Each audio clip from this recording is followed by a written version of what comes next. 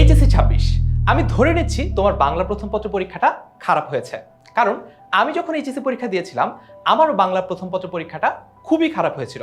আমার 11টা এমসিকিউ ভুল হয়েছিল, কিন্তু তারপরেও কিছু স্পেসিফিক স্ট্র্যাটেজি এবং সাজেশন ফলো করার কারণে আমি বাংলায় ওভারঅলে এ প্লাস পেয়েছিলাম।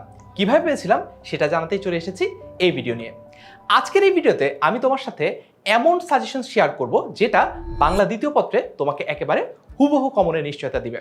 বাংলা প্রথম পত্রে বোর্ড থেকে একদম স্ট্রিক্ট নির্দেশনা দেওয়া থাকে যাতে প্রত্যেকটা প্রশ্নই নতুন করে বানিয়ে দেওয়া হয়, নোট গাইড সাজেশন কোথাও থেকেই যাতে কোনো কিছু কমন না আসে। কিন্তু বাংলা দ্বিতীয় পত্রে এরকম কোনো বাধ্যবাধকতা নেই। এই জন্য বাংলা দ্বিতীয় পত্রের যে বিগত বছরের প্রশ্ন বলো কিংবা টেস্ট পরীক্ষার প্রশ্ন বলো, সেগুলো যদি প্রপারলি কেউ অ্যানালাইসিস করে তাহলে কিন্তু একটা এমন সাজেশন বানানো সম্ভব যেটা থেকে পরীক্ষায় 80 থেকে 90% পর্যন্ত কমন আসে। অর্থাৎ এইচএসসিতে বাংলা দ্বিতীয় পত্রে 90 আপ পাওয়া খুবই সম্ভব। আমি পেয়েছি, কিভাবে পেয়েছি সেটা জানতে দেখতে হবে এই ভিডিওর পুরোটা। এইচএসসিতে বাংলা দ্বিতীয় পত্র পরীক্ষাটা ভালো দেওয়ার জন্য খুবই ইম্পর্টেন্ট একটা ব্যাপার হচ্ছে পরীক্ষার প্রশ্নে কি আসবে সেটা নিয়ে আগে থেকে জানা এবং প্রপারলি প্রিপেয়ার থাকা। আমি যে সাজেশনটা তোমাদের সাথে শেয়ার করতে যাচ্ছি সেটা তো আমি এই ভিডিওতে দেখাবই, একটা গো থ্রু করব, কিন্তু এই সাজেশনটা তুমি যদি ডাউনলোড করতে চাও তাহলে তুমি ফেসবুক থেকে আমাদের এই ভিডিওর কমেন্ট সেকশনে চলে যাও, আর ইউটিউব থেকে যদি এই ভিডিওটা দেখে থাকো তাহলে ডেসক্রিপশন বক্স চেক করো, দুই জায়গাতেই তুমি এই সাজেশন পিডিএফটা ডাউনলোড করার অপশন পেয়ে যাবা।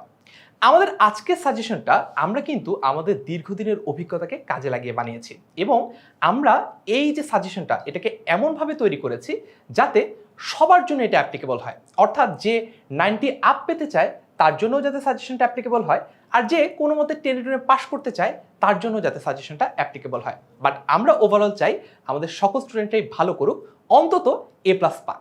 চলো তাহলে আর কথা না বাড়ি আমাদের সাজেশনটাতে একটু চলে যাই।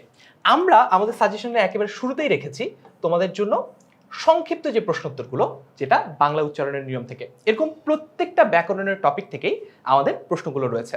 আমরা জানি বাংলা দ্বিতীয় পত্রে কোনো এমসিকিউ আসে না এইচএসসির ক্ষেত্রে, তো প্রশ্নতে আমরা দেখব প্রত্যেকটা গ্রামার আইটেমে একটা করে বিকল্প আছে। অর্থাৎ একটা একটু রচনামূলক টাইপের প্রশ্ন, ফর এক্সাম্পল বাংলা উচ্চারণের নিয়ম থেকে একটা প্রশ্ন আসে এরকম যে উচ্চারণের রীতি কাকে বলে, বাংলা উচ্চারণের নিয়মের 5টি নিয়ম লিখো। আবার একটা বিকল্প দিয়ে বা একটা অপশন দিয়ে কিছু শব্দ দিয়ে দেয়, 8টা শব্দ দেয়, যেখান থেকে 5টা শব্দ তুমি বাছাই করে শুদ্ধ উচ্চারণটা লেখার একটা অপশন তোমাকে দেয়। সো এই ধরনের ফুল যে সাজেশন, যতগুলো শব্দ তোমার পড়া লাগবে সবগুলো কিন্তু এখানে অলরেডি দেওয়া আছে।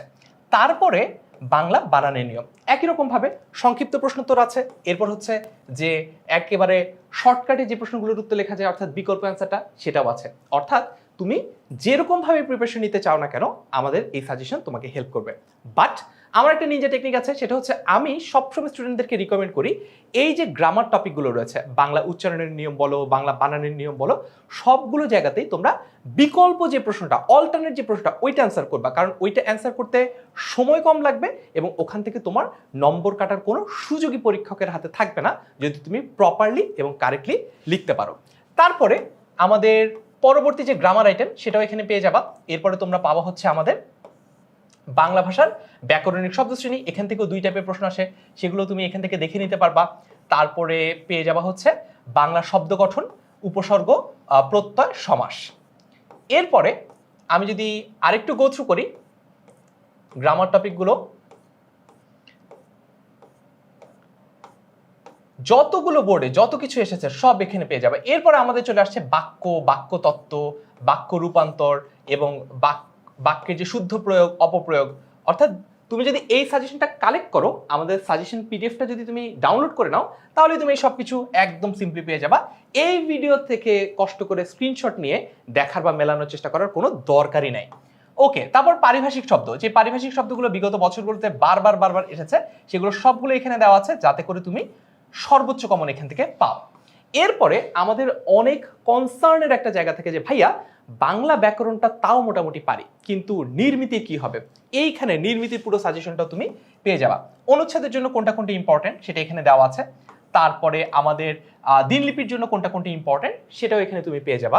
এরপর প্রতিবেদনের লিস্টটা পেয়ে যাবা, কোন কোন প্রতিবেদন তোমাকে পড়তে হবে, বৈদ্যুতিন চিঠি বা ইমেল সেটার লিস্টও তুমি এখানে পেয়ে যাচ্ছ। তারপরে আমাদের যে পত্র লিখন সেটাও পেয়ে যাবা। তারপরে আমাদের সারাংশ সারমর্ম পেয়ে যাবা। এখানে অনেক কমন একটা প্রশ্ন আসে, এই প্রশ্নটা একটু উত্তর দিয়ে দেই যে ভাইয়া সারাংশ সারমর্ম উত্তর করব নাকি ভাব সম্প্রসারণ উত্তর করব, কারণ একটার অল্টারনেট প্রশ্ন বা বিকল্প হিসেবে থাকে। আমার সাজেশন হচ্ছে সারাংশ অথবা সারমর্ম থেকে উত্তর করো, কারণ এই প্রশ্নটার উত্তর লিখতে তোমার সময় খুব কম লাগবে, কারণ সারাংশ অথবা সারমর্ম মাত্র 3 থেকে 5 বাক্যে লিখতে হয়। অন দ্য আদার হ্যান্ড ভাব সম্প্রসারণের পূর্ণমান একই সমান, অর্থাৎ এটা সমান 10 থাকলেও এখানে কিন্তু লিখতে হয় 3 থেকে 5 পৃষ্ঠা, অর্থাৎ লিখতে সময় বেশি লাগে।